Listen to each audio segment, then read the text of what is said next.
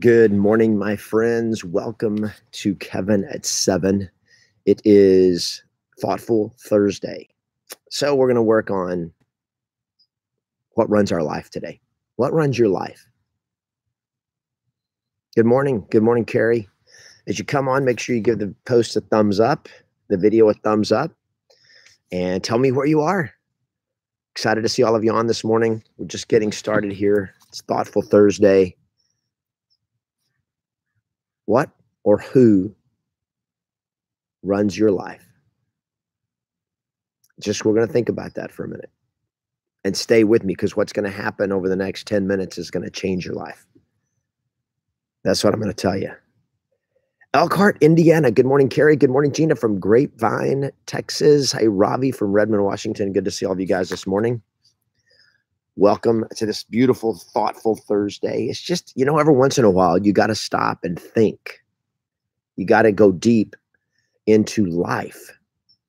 And I have found that one of the best places to take you deep into your life is to turn off your computer, to turn off your phone. Not right now, after this live stream. But I do this in the morning. And when I'm early in the morning, when I get up and I start doing my stuff, my phone has some functions, like it has alarms that get me from point A to point B to keep me on track. But I don't look at my phone, like read emails, check notifications and all that. In the morning, it's my time, and I don't want technology messing that up. Hey, Gina from Dallas, Texas. Good morning, Simon from Denver. Awesome. Good morning, Sandra from South Africa. What time is it, Sandra, right now in South Africa? That's very different. It's a long ways from here. Bonnie from Port Charlotte. Good to see you. All right. Good morning. Good morning, everybody. As you come on, tell us where you are in the world today.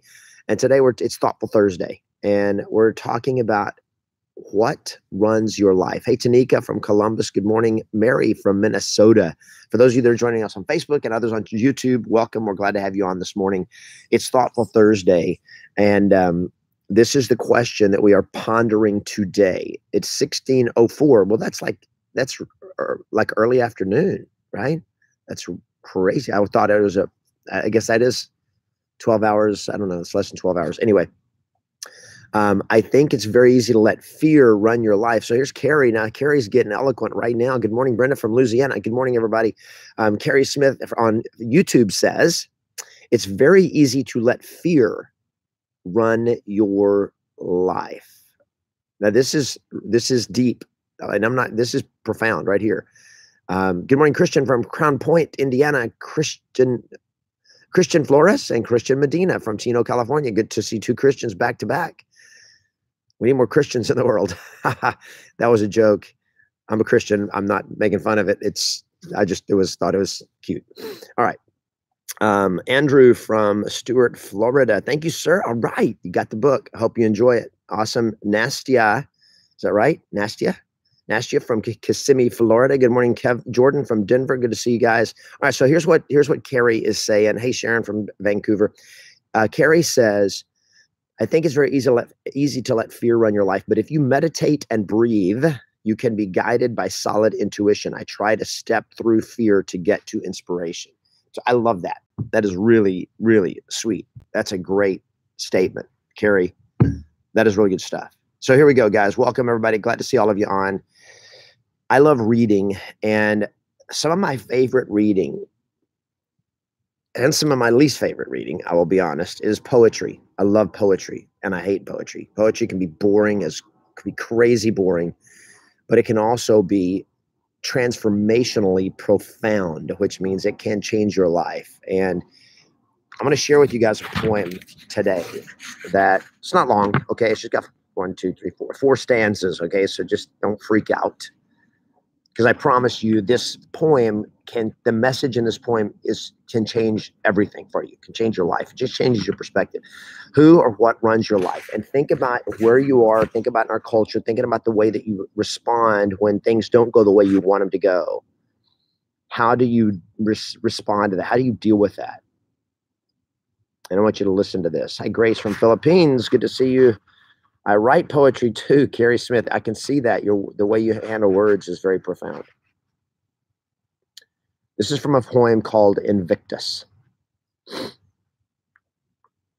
Out of the night that covers me, black as a pit from pole to pole, I thank whatever gods may be for my unconquerable soul. In the fell clutch of circumstance, I have not winced nor cried aloud. Under the bludgeonings of chance, my head is bloody but unbowed. Beyond this place of wrath and tears looms but the horror of the shade. And yet the menace of the years finds and shall find me unafraid. It matters not how straight the gate, how charged with punishments the scroll. I am the master of my fate. I am the captain of my soul.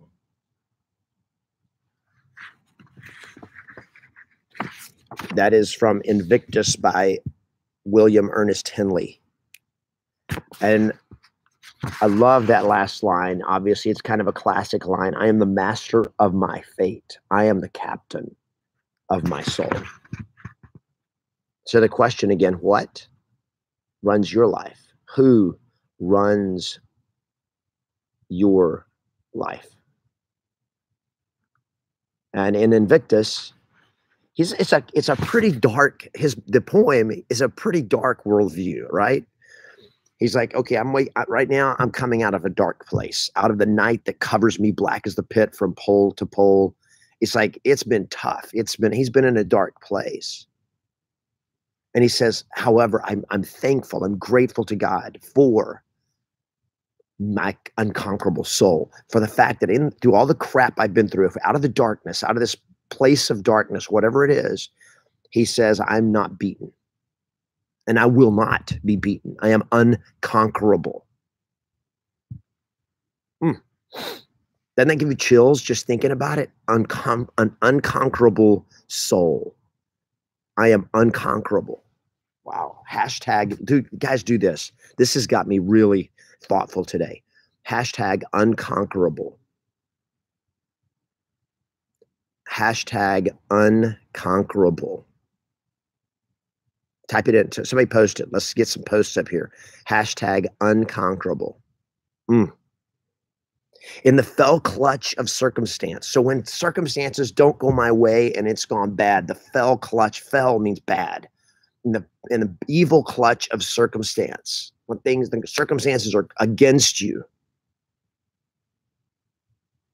He says, I don't even wince and I don't cry out, ah, it's unfair. I've been mistreated. It's unjust. Under the bludgeonings of chance. And saying, guys, what are the bludgeonings of chance? Sometimes things just go wrong. Sometimes things just happen. A bludgeoning is a good beating with a stick, right? The bludgeonings of chance. It's just like the tree fell on my car, right? When Julie and I were in Maui on vacation last Christmas, the valet comes to tell us when they come to get our car, they're like, we can't move your car. A tree fell on it. Our rental car got smashed by a tree. It just sometimes just happens. And we still had to pay the deductible. Right? It's just the way it is. But he says, under the bludgeonings of chance, my head is bloodied but unbowed. Look, there's going to be pain. There's going to be times when things don't work the way you want them to work. If you guys are feeling this, let me see some thumbs up, please. Sometimes things just don't go. And look, you're going to get bloodied in life. It's just the way life is. Well, it's not fair. No, but it's the way life is. Now you got a choice. When that happens, you can go victimhood and you can get on your knees and be a victim. Or you can say, you know what? I am the master of my fate. Life's not fair. Life's not unfair. Life is life. Sometimes it goes right. Sometimes it goes wrong. Sometimes good things happen. Sometimes bad things happen. Sometimes there is injustice. Sometimes there is unfairness. Sometimes there is evil. It's all there. It's all real. But how are you going to respond? And we're in a culture today where increasingly the pop culture of the message of pop culture is that claim victimhood. Somebody just put a very powerful hashtag. I don't know who it was. Just scrolled by on Facebook and it was hashtag Victor.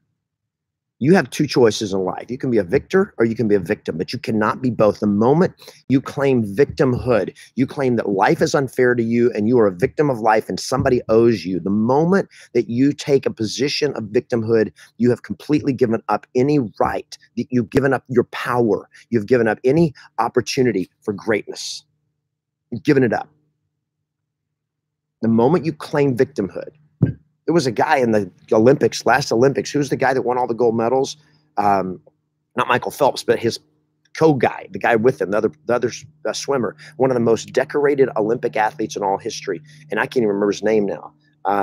And the reason is because he went victim. He went and did something stupid in town, and then he claimed that he was robbed and they were assaulted or whatever. And it turned out to be a bunch of crap, and it was all a lie. And all of a sudden, it was lie. That's it. Ryan Lochte, the moment he chose victimhood, he gave up the right to be great. He will never be remembered as one of the greatest Olympic athletes of all time. He will be remembered as the guy who played the victim card. And whether he was a victim or not was not the point. The point was, once you claim it, you just gave up all your power. He says, and yet he says, under the bludgeonings of chance, my head is bloodied. Look, I've been victimized, but I'm not a victim.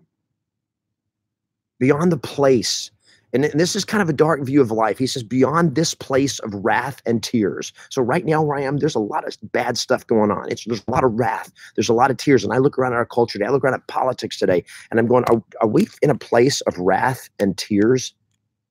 Are we in a place of wrath, of anger, hate, and tears?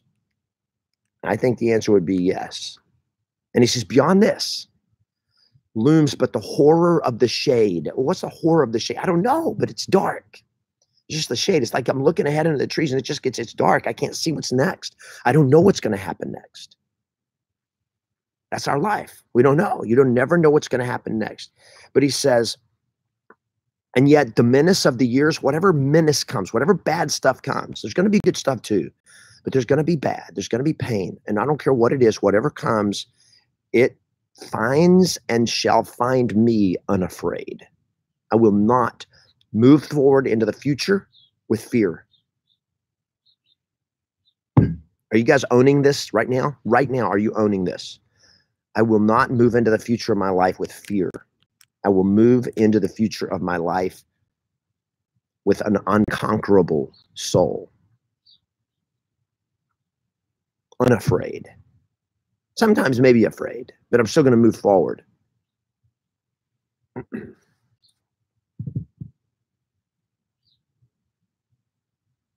It matters not how straight the gate. What does that mean? A straight means narrow. Like it doesn't matter how hard it is to get through. It doesn't matter how hard it is for me to move forward.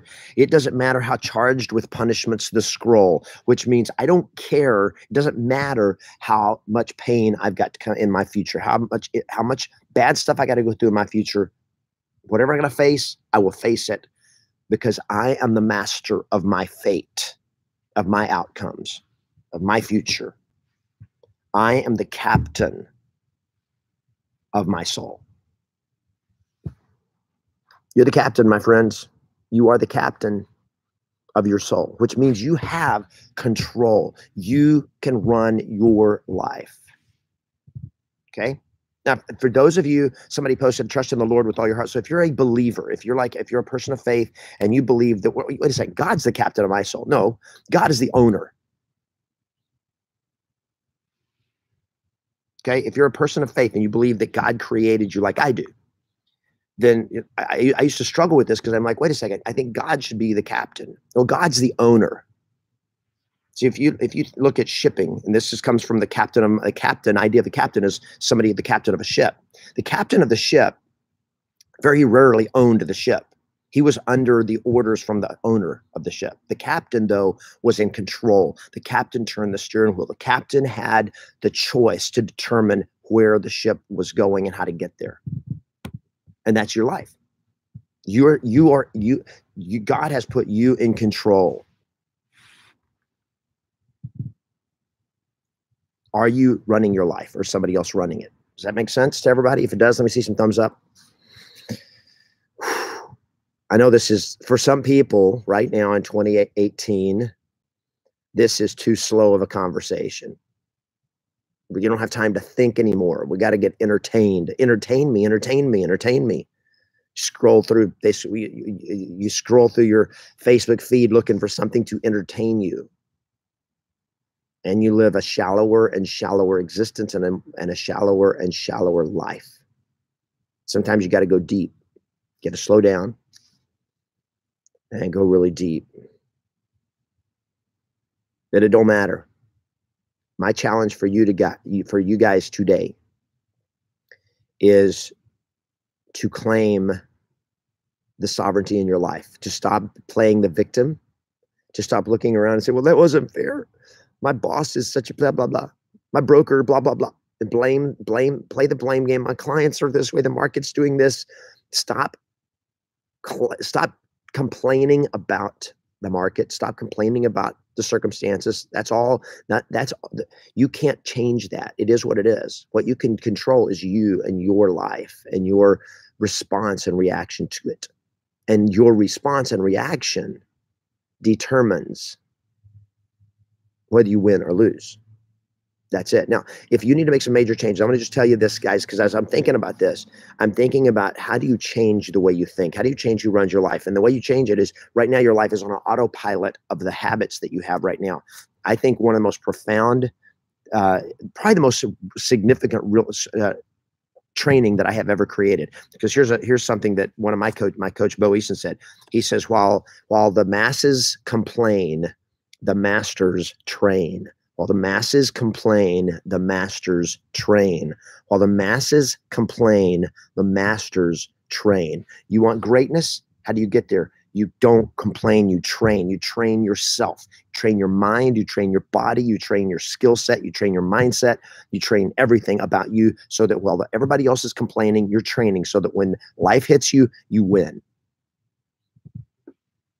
So I'd like to just tell you guys about 66 days of transformation. It's an online course that I created last year. It's been nearly a year now. It's at the beginning of this year. And it is how in 66 days you can literally change your life.